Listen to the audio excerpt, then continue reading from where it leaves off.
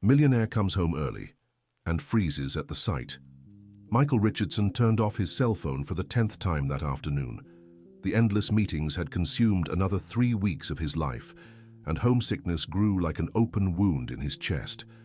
On impulse, he cancelled his remaining appointments and drove toward the gated community in the Hamptons. As he opened the door to the mansion, his legs faltered. In the middle of the living room, his housekeeper Grace was completely bald, smiling while his 8-year-old son Ethan, also without a single strand of hair, carefully ran an electric shaver over the woman's already smooth head. "Daddy!" shouted Ethan, dropping the shaver and running to hug him. "Now we're all the same, aren't we, Aunt Grace?" Michael stood paralyzed. His Italian leather briefcase dropped onto the marble floor with a dull thud. The boy's blue eyes shone with a joy he hadn't seen in months, while Grace discreetly tried to cover her head with her hands. What is happening here?" he managed to stammer, watching the woman's trembling hands and tear-filled eyes. "Ethan, sweetie, go wash your hands," said Grace with a choked voice, trying to steer the boy away from the situation. "But Auntie, I haven't finished making you pretty yet," protested the boy, picking up the shaver again. Michael noticed something different in the way his son looked at the housekeeper. There was a tenderness, a closeness he had never noticed before. Grace had worked for them for 10 years, since Ethan was born, but he hardly paid attention to her beyond signing the monthly checks. "Grace, I need an explanation. Now," he demanded, loosening his Italian tie. The woman took a deep breath, tears finally streaming down her face. All these years, she had hidden a secret that was eating her up inside. 4 months ago, she had received the diagnosis that changed her life: alopecia areata, a condition that made all her hair fall out with no hope of return. "Mr. Richardson, I can explain," she murmured, her voice faltering. Ethan stepped in front of her like a little protective guardian. "Daddy, Aunt Grace was sad because she lost all her hair. So I decided I would look just like her, so she wouldn't be alone," said the boy with a seriousness that contrasted with his 8 years. Michael felt something stir in his chest, a long-forgotten feeling. When was the last time he had paid enough attention to his son to notice his sadness or joy? "Ethan, go to your room." "I need to talk with Grace," he ordered, but the boy didn't move. "I won't let you yell at her," replied Ethan, crossing his thin arms. The firmness in his son's voice surprised him. Michael looked around the house that had cost a fortune, but which at that moment seemed strange, as if he were a visitor in his own life. Grace finally found the courage to speak. She told him about the mornings waking up with clumps of hair on the pillow, about the tears hidden in the service bathroom, about the constant fear that he would fire her upon discovering her condition. "I used all my savings buying wigs, Mr. Richardson." But Ethan noticed anyway, she revealed, her voice breaking. "How did he notice?" asked Michael, still trying to process the situation. "One night I forgot to put on the wig before taking warm milk to him. It was raining hard, and he had a nightmare." Grace wiped her face with the back of her hand. "He saw me bald and asked if I was sick." Ethan approached again, holding the housekeeper's hand. "I told her she was the most beautiful person in the world, even without hair, and that I wanted to look just like her," the boy finished. Michael felt a lump in his throat. When was the last time his son had a nightmare and he didn't even know? "When was the last time you woke up to comfort the child? Why didn't you tell me about your condition?" he asked Grace. "Mr. Richardson, you're barely home, and when you are, you always have important calls, meetings." "I didn't want to be a bother," she replied, lowering her gaze. The truth hurt more than Michael expected. Grace was right. Even during the rare moments when he was physically present, his mind remained on business, mergers, upcoming acquisitions. "How long have you been planning this?" he asked, pointing to the bald heads. 3 weeks, Ethan replied promptly. "I saved my allowance to buy the shaver and a nice scarf for Aunt Grace." Michael looked at his son with a mixture of pride and guilt. The child had shown more maturity and compassion in his actions than he had in years of adult life. Dear listener, if you're enjoying the story, please take a moment to like and especially subscribe to the channel. It really helps us who are just starting out. Now continuing. "Where is your mother?" Michael asked, suddenly noticing his wife's absence. Mrs. Jennifer has been in Europe for 3 weeks, remember? She said she needed some time for herself, Grace replied. Michael had completely forgotten. Jennifer had mentioned something about a self-discovery trip to Paris, but he was so absorbed in a new business acquisition that he barely paid attention. Who has been taking care of Ethan all this time? Me, Mr. Richardson. As always, Grace replied simply. The answer was a punch to the gut. Michael realized that Grace wasn't just an employee, she was the constant in Ethan's life. While he and Jennifer were absent for work or personal whims, she remained there, providing stability and affection. "May I see that scarf you bought?" Michael asked Ethan. The boy ran upstairs and returned with a light blue silk scarf, clearly too expensive for his child's allowance. "How did you get money for this?" Ethan lowered his head, embarrassed. "I sold some of my toys to Jimmy from school, the remote control cars and the video game you brought back from your last trip." Michael felt the floor move beneath his feet. His son had gotten rid of expensive gifts, given exactly to compensate for his absences, to buy something that showed genuine affection for someone else. "Why did you do this, Ethan?" "Because Aunt Grace always takes care of me when I have a fever. She knows my favorite food, helps me with homework, and stays with me when I'm afraid of the dark," the boy replied as if it were obvious. "I wanted to take care of her too." Grace began to cry openly. Michael realized he had never seen tears of joy in his home, only tears of frustration, anger, or disappointment between him and Jennifer. "Grace, sit down," Michael requested, indicating the beige leather sofa. "Tell me more about your condition."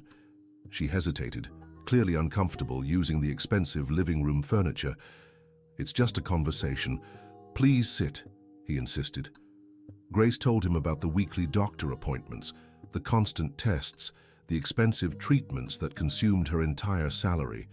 She revealed that she had lied several times about family commitments to avoid missing work on treatment days. "Do you have family here in the United States?" Michael asked, suddenly realizing he knew nothing about the personal life of the woman raising his son. "No, Mr. Richardson. I came from Louisiana 15 years ago. My family stayed there." "And you never visited?" "How can I visit? I don't have money for a ticket, and I can't leave Ethan alone," she replied, stroking the boy's non-existent hair. Michael felt a wave of shame. In a single business trip, he spent more than Grace earned in a year, and while he flew across the country closing deals, she gave up her own family to take care of his. "Grace, why did you never ask for a raise?" "Mr. Richardson, you already pay me more than what other people pay, and I didn't want to seem like I was taking advantage." The humility of her answer shamed him even more. Michael remembered having raised her salary only twice in 10 years, always symbolic amounts that barely kept up with inflation. The sound of keys in the door interrupted the conversation. Jennifer had returned from her journey of self-discovery, loaded with bags from Parisian luxury brands. "Michael, why are you home so early?" she shouted from the entryway. "We're in the living room," he replied, suddenly tense. Jennifer appeared at the entrance to the living room, tanned and elegant, but her face twisted in horror at the scene, her husband talking with the bald housekeeper on the main sofa, while their son, also bald, played with a razor. "What the hell is going on here?" she exploded, her bags dropping to the floor. "Ethan, go to your room," Michael said quickly. "No, I won't leave Aunt Grace alone again," Ethan retorted. "Ethan Richardson, you go to your room right now," Jennifer shouted, her voice echoing through the house. The boy began to cry but didn't move from Grace's side. "Jennifer, we need to talk," Michael said, standing up. "Talk? Talk? Our son is bald. Our housekeeper ruined his appearance.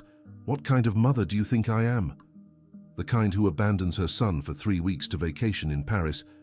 The reply came out before Michael could think better of it. Jennifer turned white with anger. "How dare you? I needed some time for myself. You travel all the time too. I travel for work. And I can't travel to take care of my mental health?" While the parents argued, Ethan shrank into the corner of the sofa, holding Grace's hand. The housekeeper tried to discreetly stand up to leave the room, but the boy pulled her back. "Grace, explain what you did to my son," ordered Jennifer. "Mrs. Jennifer, I can explain," Grace began, but was interrupted. "You corrupted his mind, manipulated an innocent child." "Mom, stop!" shouted Ethan, surprising everyone. Aunt Grace didn't do anything wrong. Ethan, children don't shout at their parents, scolded Jennifer. And parents don't abandon their children, replied Ethan, the words coming out with a frightening maturity. The silence that followed was deafening.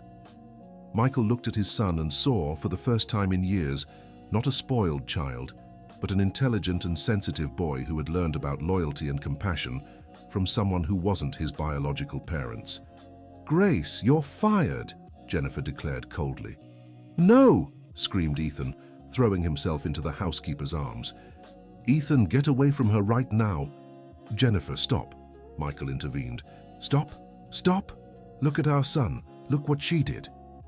"She did nothing but receive affection from a child who learned to show real love," replied Michael, surprising himself. Jennifer looked at her husband as if he were a stranger. "You're defending the housekeeper against your own family? I'm defending the person who knows our son better than both of us combined." The words hung in the air like a painful confession. Jennifer sat down heavily in the armchair, her Parisian tan contrasting with the sudden paleness of her face. "How can you say that?"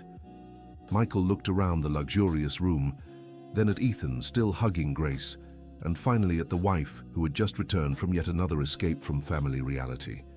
"Because it's true, Jennifer. When was the last time you knew what Ethan's favorite food is? Or what he's afraid of? Or what's his favorite subject in school?" Jennifer opened her mouth to answer, but no words came out. "Lasagna with lots of cheese from the dark and the heavy rain, and science," Grace answered softly. "He loves experiments." Ethan smiled for the first time since his mother arrived.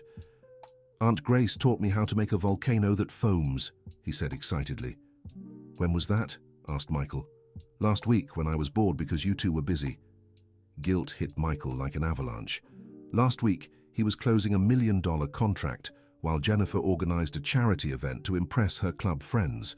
Neither of them had noticed that their son was feeling abandoned. Grace stood up cautiously. "Sir, Mum, I'll gather my things and leave. I don't want to cause more problems for the family," she said, her dignity intact despite the tears. "You're not going anywhere," shouted Ethan, clinging to her desperately. "Ethan, you need to understand." "I don't want to understand. You're never here. Aunt Grace is the one who takes me to the doctor, who knows when I'm sad, who helps me when you're fighting." The last comment struck the couple like lightning. They didn't know Ethan noticed their constant arguments. "We never fight in front of him," murmured Jennifer. "You think I don't hear when you shout in the bedroom, when Mom cries in the bathroom, when Dad sleeps in the office?" asked Ethan, his voice choked. Michael and Jennifer looked at each other, horrified. Their marriage had been falling apart for years, but they thought they had managed to hide it from their son. "Aunt Grace always explains to me that you love each other, but sometimes adults get tired," continued Ethan. "She's the one who makes me feel safe when you're upset."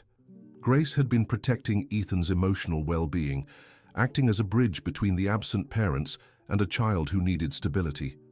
Michael realized she wasn't just an employee, she was the emotional foundation of their fractured family. Dear listener, if you're enjoying the story, please take a moment to like and especially subscribe to the channel. It really helps us who are just starting out. Now continuing. "Grace, I want you to tell me about the medical treatment," said Michael, ignoring his wife's furious looks. "Mr. Richardson, you don't need to worry about that."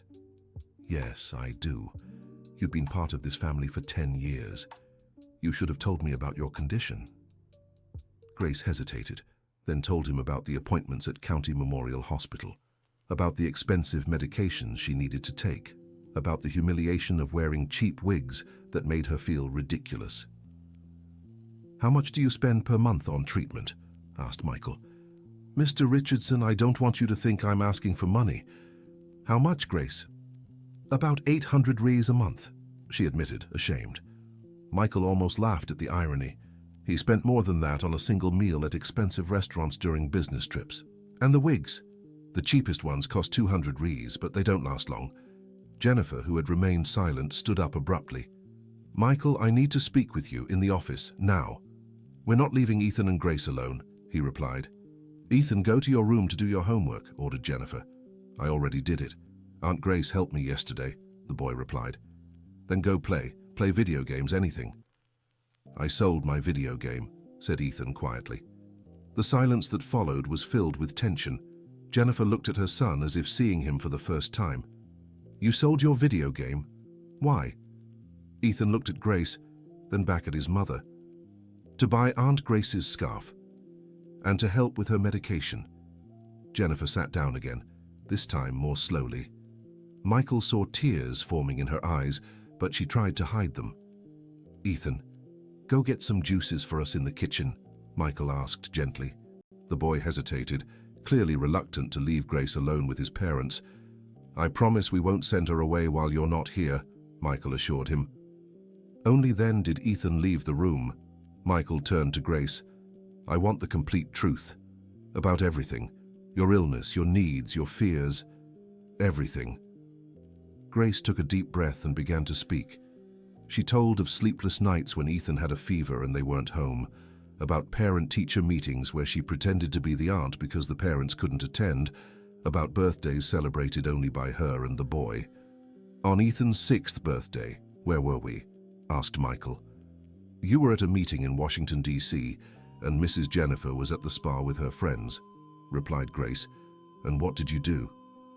"I bought a small cake and we sang Happy Birthday together. He was happy because I remembered he likes white chocolate truffles." Jennifer let out a muffled sob. Michael felt his chest tighten, imagining his 6-year-old son celebrating alone with the nanny. "How many parent-teacher meetings did you attend pretending to be our relative?" "All of them in the last 3 years," admitted Grace. "The teachers think I'm his aunt." Michael ran his hand through his hair, trying to process the magnitude of their neglect. Grace had taken on responsibilities that were his and Jennifer's, without ever complaining or asking for recognition. "Why did you never confront us? Never demand that we be more present parents?" "Mr. Richardson, it's not my place to question how you raise Ethan. My job is to take care of him the best I can." "But you had to take on our role because we failed," said Michael, his voice heavy with guilt. Ethan returned with a tray of juices, serving Grace first with a care that melted his father's heart. "Aunt Grace, do you want me to run the shaver again? I think there are still some little hairs here," he said, gently touching her head. "No need, sweetheart." "Thank you," she replied, kissing the boy's forehead. Michael watched the interaction and saw something he had never noticed. Ethan showed Grace the kind of spontaneous physical affection he rarely offered his own parents. Hugs, forehead kisses, holding hands, natural gestures that had been lost in the rush of family life. "Ethan, come here," called Michael. The boy approached but kept some distance. "When was the last time I gave you a hug?" Ethan thought seriously about the question. "At the company party, when there was a photographer.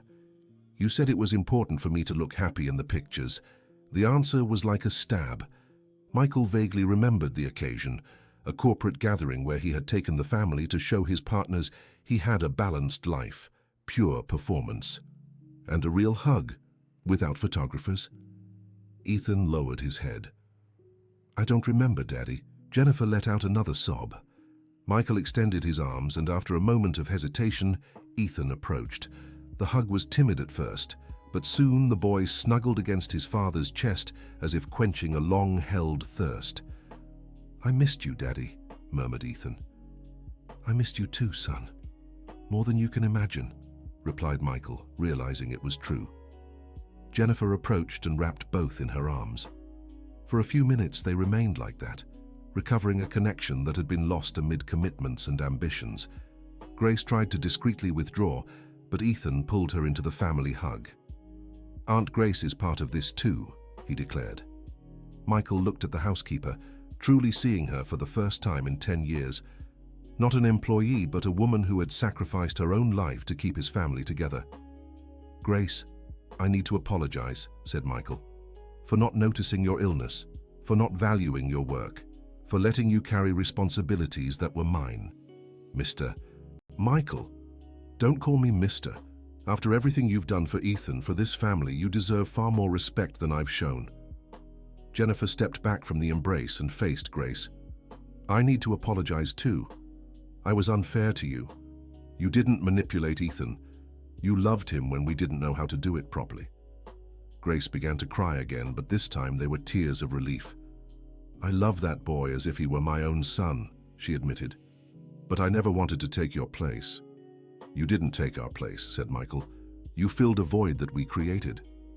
Ethan looked at all the adults around him and smiled. "Can we be a real family now? All together?" The simple question carried immense weight. Michael realized his son had put into words something he himself hadn't known he wanted: a real family, based on presence and affection, not on obligations and appearances. "How do you think we can do that?" Michael asked Ethan. "First, nobody is going to send Aunt Grace away anymore," the boy said firmly. "I agree," Michael replied immediately. "Second, you're going to be home more. For real, not just in body." Michael and Jennifer exchanged a look, knowing their son was right. "And third, we're all going to be bald until Aunt Grace's hair grows back. That way we're all the same." Jennifer instinctively touched her freshly cut and styled blonde hair, done at the best salon in Paris. "Ethan, you can't ask that." "Why not?" interrupted Michael. "If that's what will make our family feel united, why not?" Jennifer looked at him in astonishment. "Michael, you can't be serious." "I am." Ethan had the courage to shave his head out of love. "Grace is facing an illness that affects her appearance. The least I can do is show solidarity." Ethan jumped for joy. "Really, Daddy? You're going to be bald too?" "We're all going to be," decided Michael, looking directly at Jennifer. His wife's resistance was visible, but seeing the hopeful eyes of her son and the silent gratitude from Grace, she gave in. "All right, but I'm going to wear nice wigs." "No," protested Ethan.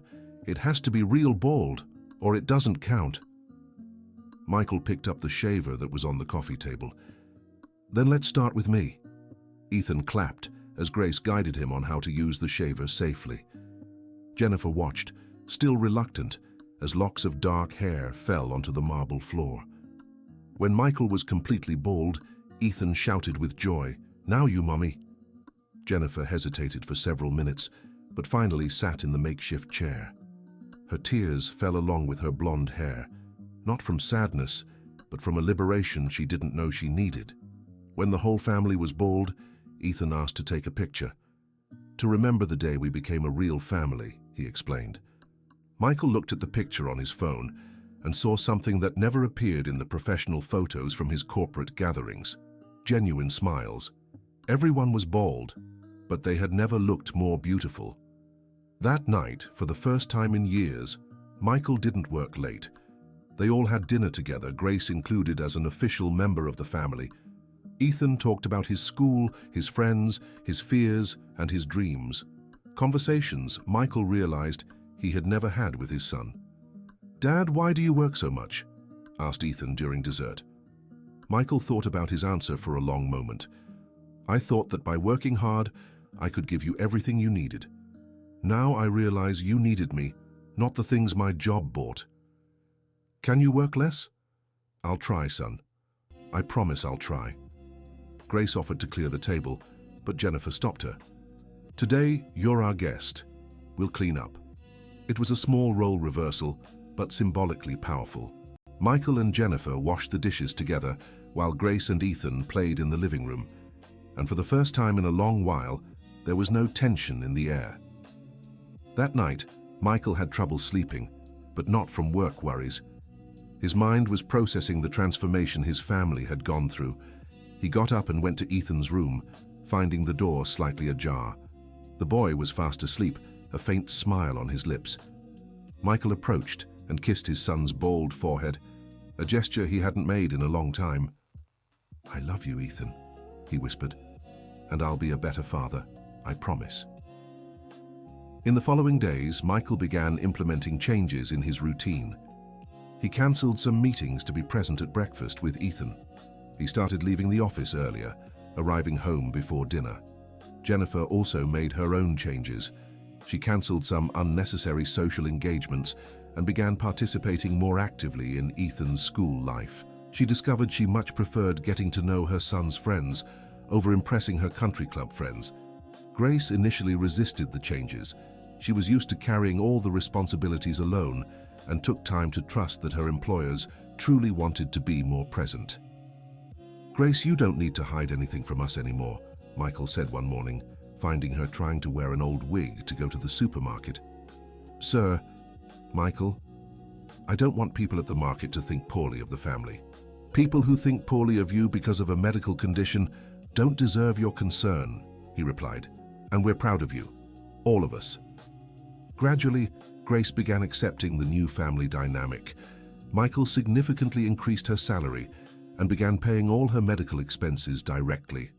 More importantly, he started treating her as a valued family member, not just an employee. Ethan flourished with his parents' renewed attention. His grades improved.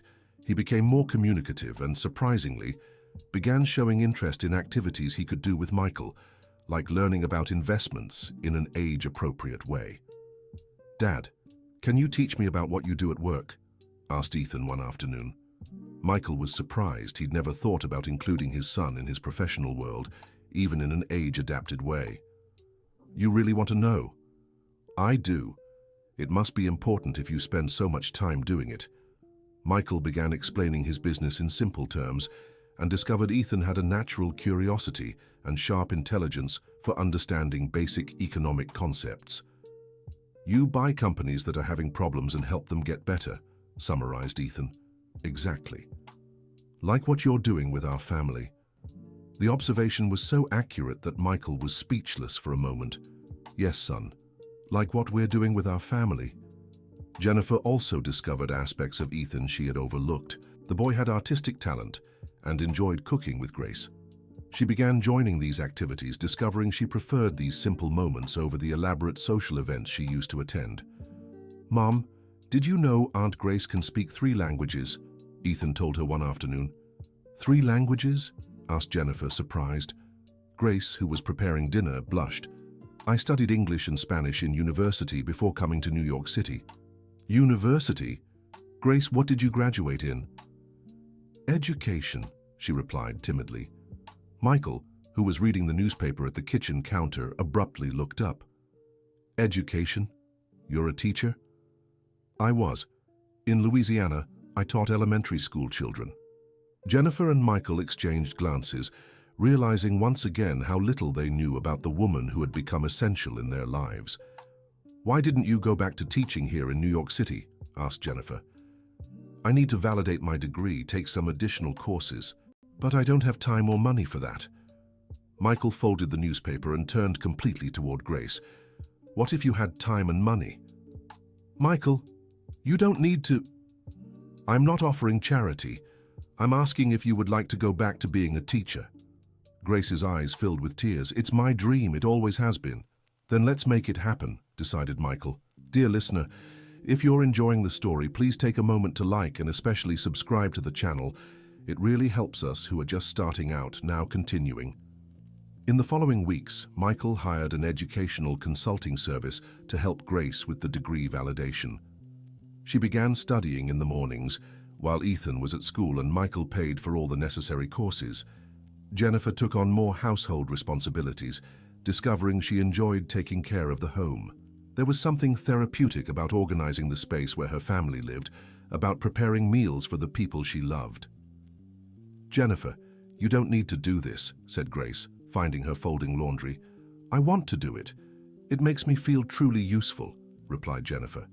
The family transformation didn't go unnoticed by friends and relatives. Jennifer's sister commented on the change during a visit. Jennifer, you seem different, lighter. I am different, Sarah. I've learned what really matters. And what matters? Jennifer looked out the window, where Michael and Ethan were playing soccer in the yard, while Grace studied under the shade of a tree.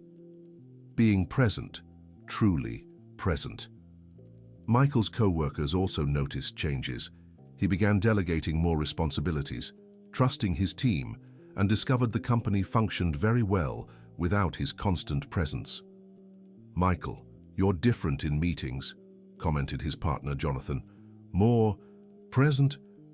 I'm learning to prioritize what really matters, replied Michael. And what matters? Michael smiled, thinking of the family waiting for him at home. Relationships, people, true love.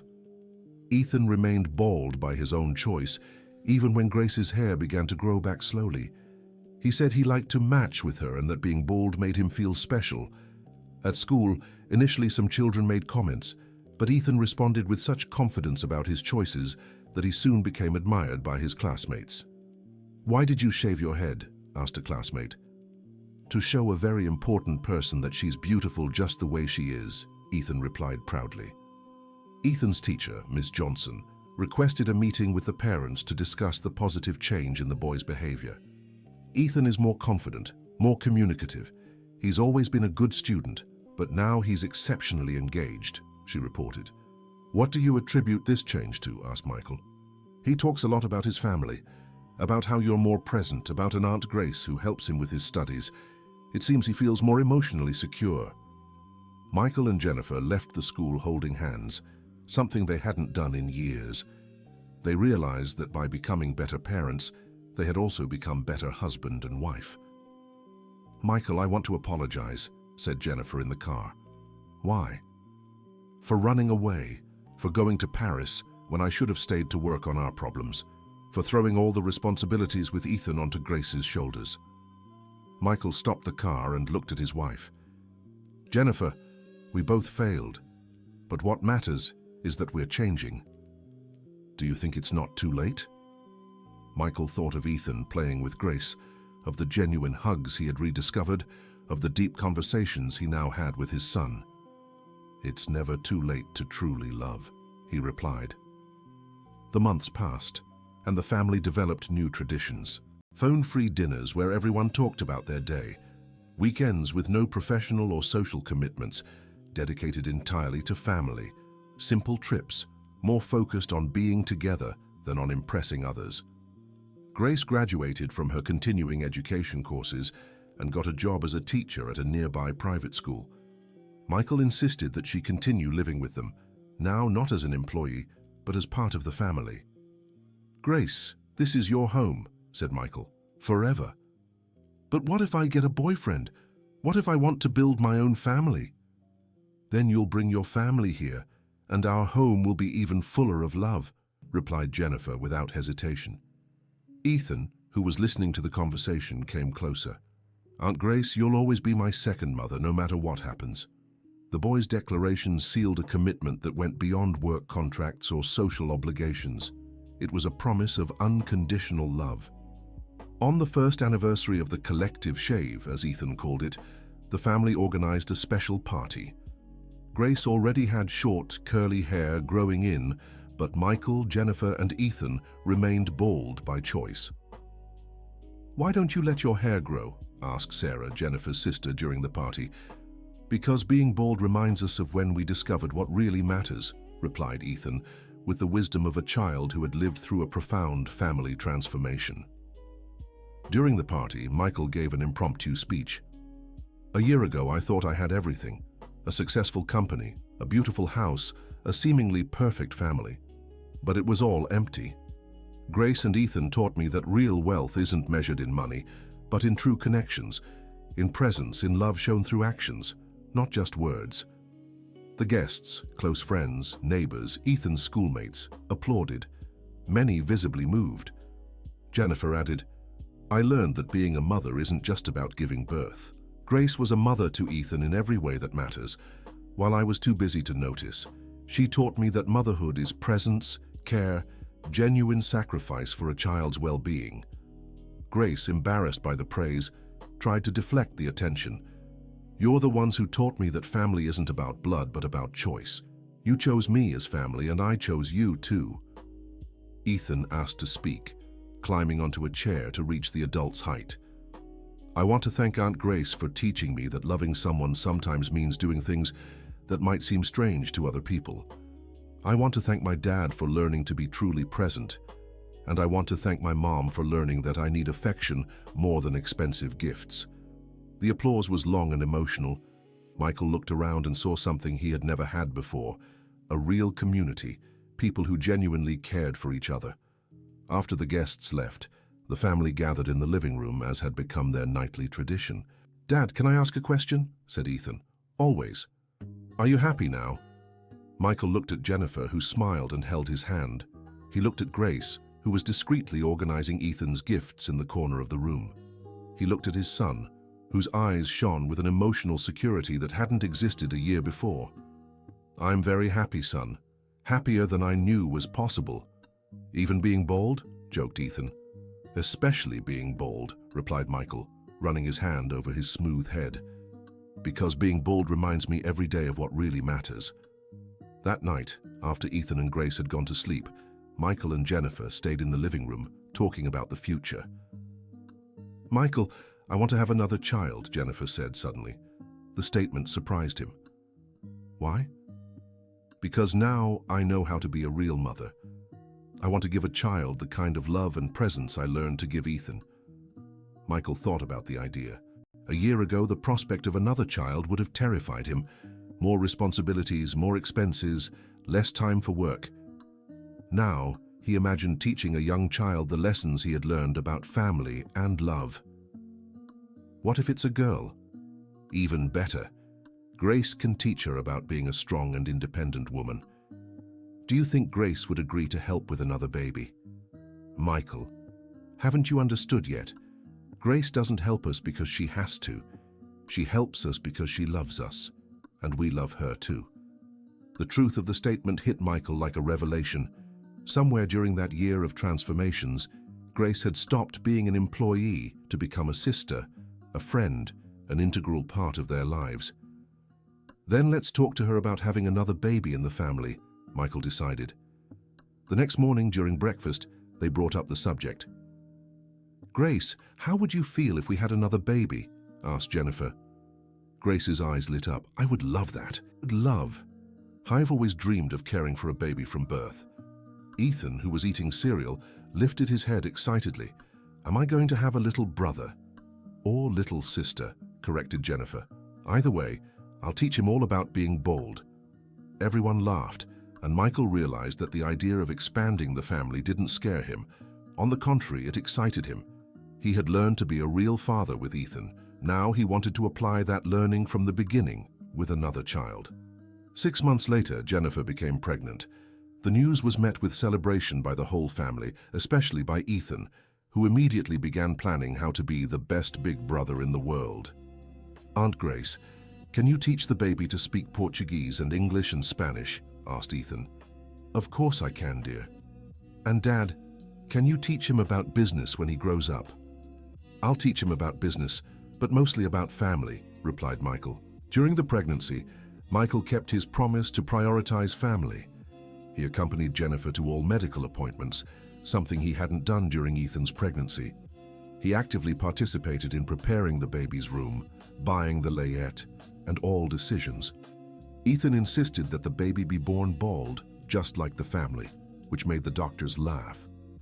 Grace patiently explained that babies are born with the amount of hair that nature determines, but that the family's love would be the same regardless of appearance. When Emma Grace was born, a name chosen by Ethan in honor of the two maternal figures in his life, Michael was present at the birth. He held his daughter in his arms and felt an emotion he hadn't fully experienced at Ethan's birth, because back then he was torn between professional and personal responsibilities. "She's perfect," whispered Michael, kissing the baby's forehead. "And very hairy," joked Jennifer. "Ethan is going to be disappointed," laughed Michael. When they brought Emma Grace home, Ethan welcomed her with a special ceremony he had organized himself. He had prepared a welcome speech and a gift, a small pink cap he had asked Grace to sew. "Emma Grace, I am your big brother, and I will protect you forever," Ethan declared solemnly. "Aunt Grace will teach you smart things, Daddy will teach you about work and love, and Mommy will teach you about being a strong woman." Michael and Jennifer exchanged glances, moved by their son's maturity. In just 2 years, Ethan had transformed from a child seeking attention into a confident, loving, and responsible boy. Grace took charge of helping with Emma Grace with the same devotion she had shown in caring for Ethan, but now with the active support of the parents. Michael woke up in the early hours to share feedings. Jennifer participated in every bath, every diaper change, every small milestone in the baby's development. "Michael, do you realize how different everything is this time?" Jennifer remarked one night as they watched Emma Grace sleep. "It's completely different. I'm truly present. And isn't it tiring? Michael thought about the question. Physically, it was exhausting. Emotionally, it was the most rewarding period of his life. It's tiring, but it's the right kind of tiredness. It's tiredness that comes from investing energy in what truly matters. The months passed, and Emma Grace grew up surrounded by abundant love. Michael further reduced his work hours, delegating responsibilities and discovering that the company functioned perfectly without his constant presence. Grace was promoted at the school where she taught and began giving lectures on early childhood education. Her personal story, from housekeeper to respected educator, inspired other professionals. Jennifer got involved in community projects related to education and family well-being, using her personal transformation experience to help other struggling families. Ethan, now 10 years old, remained bald by choice and had become a minor celebrity at school for his family love story. He was often invited to speak at assemblies about acceptance and differences. On one such occasion, a local journalist learned about the Richardson family's story and requested an interview. Michael initially hesitated, concerned about privacy, but Ethan convinced him. "Dad, if our story can help other families, shouldn't we share it?" The interview was published in a Sunday supplement and generated an astonishing response. Dozens of families reached out, sharing their own struggles with family connection and asking for advice. Michael and Jennifer decided to open their home once a month for informal meetings with parents who wanted to learn about family presence. Grace contributed her educational perspective, and Ethan often participated, telling his version of the family transformation. "The most important thing," Ethan would say during these meetings, "is that my parents learned that I didn't need expensive things. I needed them." The meetings became so popular that Michael had the idea to formalize the initiative. With Grace's help, they created a non-profit institute focused on family education and parental presence. "Michael, are you sure you want to invest time and money in this?" asked Jonathan, his business partner. "I'm absolutely sure. I made a lot of money investing in companies. Now, I want to invest in families."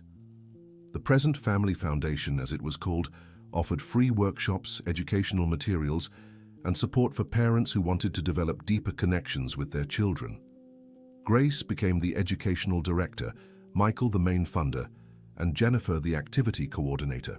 Ethan, even as a child, became a sort of young ambassador for the foundation, sharing his unique perspective on what children really need from their parents. During the second anniversary of the collective shave, the family organized a benefit party for the foundation. Hundreds of people attended, including many families who had been positively impacted by the work they were doing. Michael gave an emotional speech. 3 years ago, I had financial success, but I was a failure as a father and husband. Grace and Ethan taught me that true wealth isn't in bank accounts, but in relationships. Today, I'm less rich in money, but infinitely richer in love, purpose, and connection. The audience rose in applause. Michael looked at his family, Jennifer holding Emma Grace, Ethan proudly by his side, Grace smiling timidly in the corner of the stage, and felt a deep gratitude. After the party, as they were tidying up the last details, Emma Grace, then a year and a half old, took her first steps. She walked determinedly toward Grace, who received her in her arms with tears in her eyes. "She chose me," whispered Grace. "Just like we all chose you," replied Michael. Ethan, now 11 years old, watched the scene and made an observation that surprised the adults with its depth. "You know what's funny? When I shaved my head to look like Aunt Grace, I thought I was helping her. But actually, I was helping our whole family discover what real love is." Michael knelt down to his son's level. "How so, Ethan?" "Because when I showed that I didn't care about appearance, you all learned that love isn't about how people look on the outside, but about who they are on the inside. And Aunt Grace was always beautiful on the inside." The child's wisdom left all the adults in silence. Michael realized that his son had articulated something that had taken him years to understand. True love sees beyond appearances and is based on character, dedication, and genuine presence. That night, after the children had gone to sleep, Michael, Jennifer, and Grace sat in the garden watching the stars. "Grace, I have a question," said Michael. "Go ahead. Do you regret anything? Hiding your illness, taking care of Ethan when we failed, accepting to be part of this crazy family?" Grace thought for a long moment. "I regret not having had the courage to talk about my condition sooner, but otherwise no. Everything that happened brought me here, to this family, to this life I didn't even know was possible." "And you, Jennifer, any regrets?" asked Michael. "I regret taking so long to discover that being a present mother and wife was more rewarding than any superficial social life. But I don't regret the journey because it brought us here." Michael looked at the two women who had transformed his life in different but equally important ways. "I regret missing Ethan's early years, but I'm grateful that I learned in time to be present for Emma Grace from birth, and that I learned to value both of you and everything you do for our family." The three remained silent for a few minutes, absorbing the peace of the moment. "Michael," Grace said suddenly, "can I ask you a personal question?" "Of course. Why did you decide to change? Many people in your situation wouldn't have done that. They would have fired the problematic housekeeper and moved on." Michael thought carefully about his answer. "Because when I saw Ethan defending you, I saw something I recognized from my own childhood. I had a nanny, Mrs. Wilson, who raised me while my parents built their careers. I loved her more than my own parents, and when she died, I swore I would never be an absent father. But I lost my way, focusing so much on giving Ethan financial security that I forgot to give him emotional security. And seeing Ethan with Grace reminded you of that? It reminded me that some people come into our lives not by chance, but because we need them, and that recognizing and honoring that is one of the most important things we can do." Grace held both their hands. "Do you know I'll never be able to repay everything you've done for me?" "Grace," said Jennifer firmly, "you've already repaid everything. You gave us a real family. You taught us to love unconditionally. You took care of our children as if they were your own. There is no greater repayment than that." End of story. And now, dear listener, what did you think of this story of transformation? Do you know any family that has gone through similar changes? Have you ever stopped to think about the value of the people who care for us behind the scenes? Leave a comment telling us what moved you most in this story. Your opinion is very important to us. Don't forget to like and subscribe to the channel so you don't miss other heartwarming stories about family, love, and overcoming challenges.